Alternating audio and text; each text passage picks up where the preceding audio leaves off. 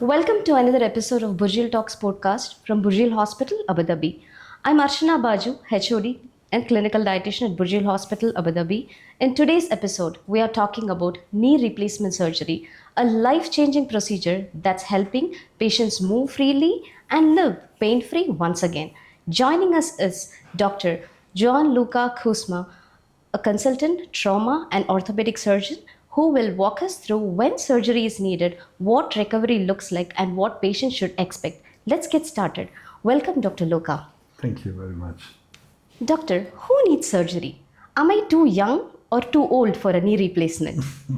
This is the daily question patients are actually doing. And the answer is always that there is not an age. Years ago, there was a clear cutoff that was around 60. So patients below that are considering not adapt or suitable for a knee replacement and so on. Today, this is no longer true.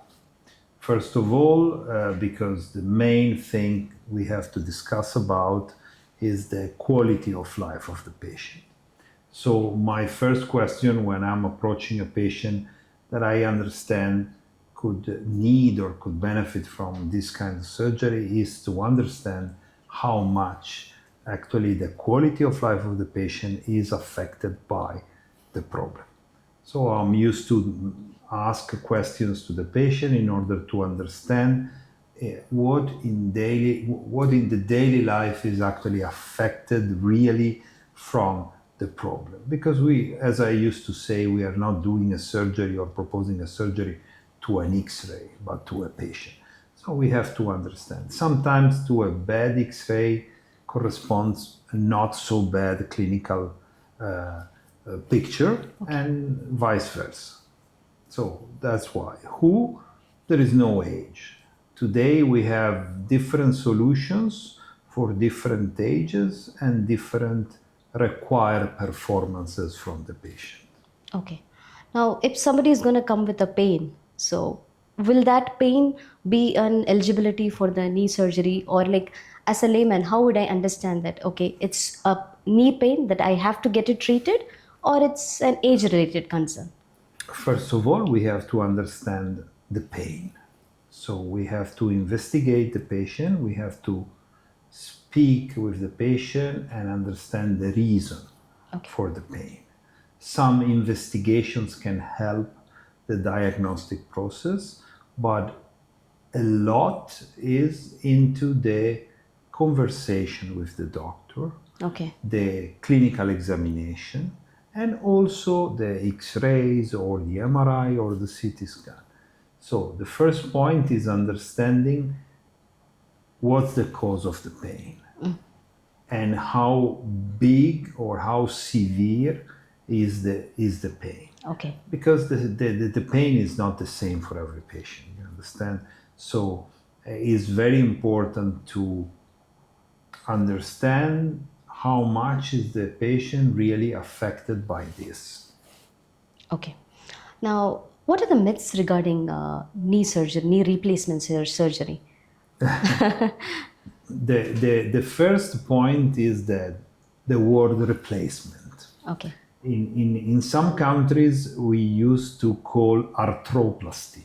Okay. That means changing the joint. Arthro means joint, plasty means reshaping.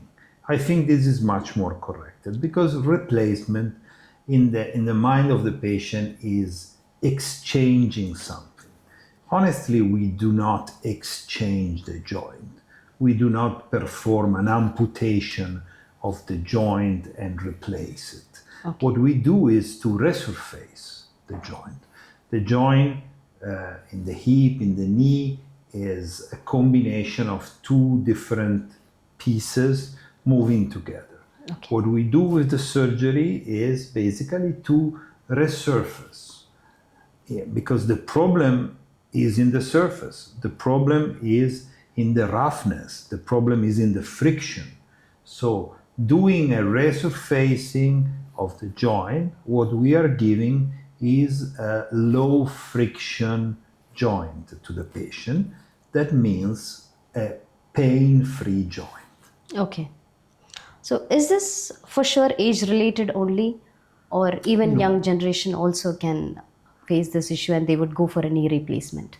there are several reasons for the degeneration of the joint. Excluding autoimmune disease like rheumatoid arthritis that probably deserve a separated, discussion, what we consider osteoarthritis, that is the cause for the friction and for, at the end, for the need of the surgery, you can have a natural, what I call natural osteoarthritis, that is related to the aging Age. of the joint, or you can have mechanical reasons. In this group, mechanical reasons, and you can include previous injuries, previous injuries to the ligaments or injuries to the bone, previous surgeries, because every surgery is a small trauma for a joint. So in this group, you can have obviously patients younger than normal. So we can consider if a perfect joint aging will reach a status of degeneration at, let's say, 70 years of age of the patient, with a trauma, an injury, a previous surgery, you can reach the same degenerative status before. Oh, That's why some patients are actually requiring a resurfacing or a replacement when they are 40, when they are 50. And some patients are reaching this stage later. okay. How long it will take for a patient to be pain free or lead a normal life after a knee replacement surgery? This is a good question. Look, depends from many factors. One factor is the clinical situation of the patient before the surgery. We have to think that always is a process, and we are doing a path with the patient from the pre-existing condition to the end of the surgical path. So, average, you can say that after a month, the patient can do more or less all the activities with low impact. Okay. And after 3 months, the patient is able to do more or less whatever he was doing before the surgery. But there is one point. What I used to say always to my patients is, this is a surgery, is not a miracle. Yeah. Because we have to set expectations of the patient, and we should keep expectation in a reasonable range. Okay. The patient has to understand that what we can do is give a new no friction joint, resurfacing the joint surfaces, but we cannot completely change the status of the joint, because the joint is not only bone, it's bone, ligaments, muscles. For example, if the patient before the surgery is not able at all to flex the knee, for example, cannot expect that after the surgery he will have a full range of motion. Okay. For sure, the range of motion will improve because what is related to the friction will improve, but the rest is quite impossible to improve. That's why I spend a lot of time with the patient before the surgery to set the expectation, to agree about what the patient can expect from the surgery, because a patient that is more collaborative definitely will heal better. Yeah, yeah. So post surgery, like patients can kneel down, squat, run. How about these activities, doctor? Technically speaking, they can, Okay. of course, but as I told you, if a patient is able to do an activity but with pain is different from the patient not being able at all to do an activity. Okay. So if the patient today, for example, before the surgery is able to kneel, but with pain, after the surgery will be able to kneel without pain. But if the patient is not able at all because his elasticity, his flexibility, his muscles are not actually allowing the patient to do that movement, it's not possible that after the surgery he will be able to do so. So you give an heads up notice to the patient regarding this, because I think most of the patients, they expect after the knee replacement surgery they can do anything like as in before. So do you discuss this with the patients as well? Is part of the process. Okay. I discuss with the patient, I suggest the patient to meet a physiotherapist Okay. of the team before the surgery in order to understand what is possible and what is not. In average, the satisfaction of the patient after a knee resurfacing or knee replacement is quite high. But it's very important to avoid, discomfort or disappointment from the patient, to clarify every single aspect. Okay. So there might be patients approaching you that this pain requires a knee replacement or a physical therapy is more enough. So There are, yeah. as you can imagine, as human nature is so different, Yeah. even the patients are so different. There are patients actually pushing because they are encouraged by other results seen in other patients, and they want a knee replacement Okay. when maybe some conservative management could be still indicated. And there are patients that actually they totally deny the problem Okay. because they are afraid of the surgery, simply because they don't know what is going to happen. So they don't want to go through this process. That's why I spend a lot of time with the patient to ask and to go through this single fear Okay. in order to clarify. Fine, great. Is there any new technology or some new updates with regards to the knee replacement surgery? Definitely. Technology is daily changing our life and our practice. It is very important to understand what's going on and to adapt the practice to the new technologies available. One technique that is really making a revolution in the knee replacement practice is called kinematic alignment. And it's something that is so simple but also so complicated, that have been introduced in the medical practice by an American doctor, Dr. Stephen Howell, who actually is one of the few surgeons in my field with a double degree, because he is an engineer and he is a medical doctor at the Wow. same time. Okay.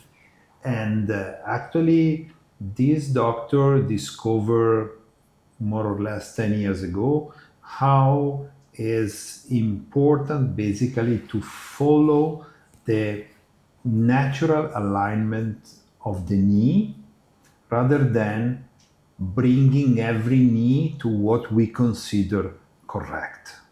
I will try to explain in a better way. Years ago, we had in mind a perfect alignment of the lower limb that was supposed to be 0 degrees. So perfectly aligned hip, knee, ankle. Okay. And we were operating patients keeping this target in mind and trying to bring all the limbs to the 0.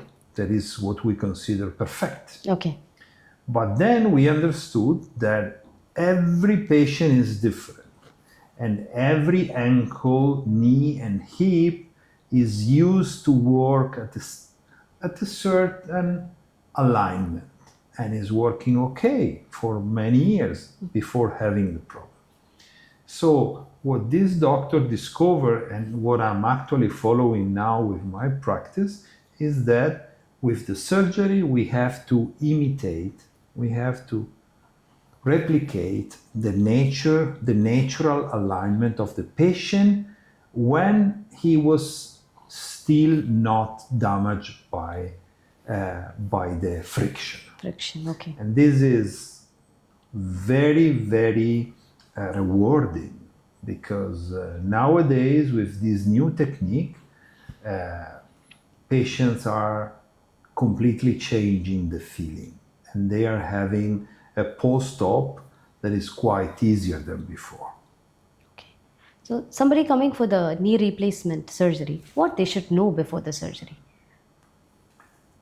They should know that is a path to be done together.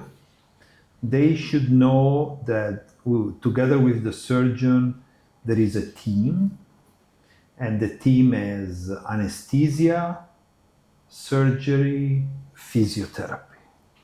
And it's very important to understand that only with a combination of these three powers the project can go in a certain way. And this is what I'm doing. This is what I'm explaining to the patient because I believe that the patient who actually knows the process, knows what is going to happen, knows what can expect, and actually heals better.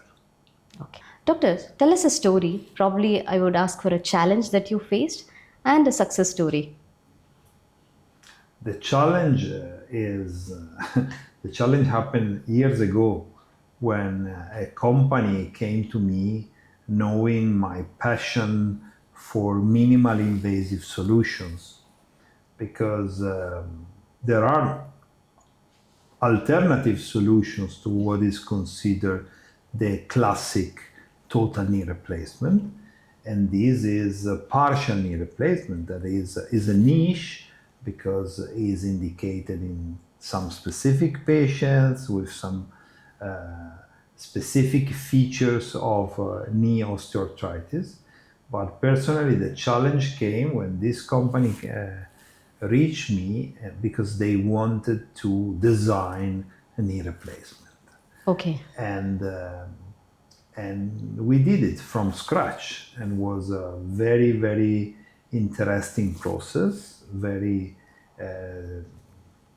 teaching and insightful because I had to become a small engineer working with the company, knowing materials, knowing processes, knowing manufacture phases, and but ended with a patent, Okay. a new design, and actually is having a lot of success because it's implanted in more than 30 countries around the world. But there are a lot of stories about patients, obviously. There are the satisfaction and the fuel of what we do daily, and is basically receiving the feedback from patients.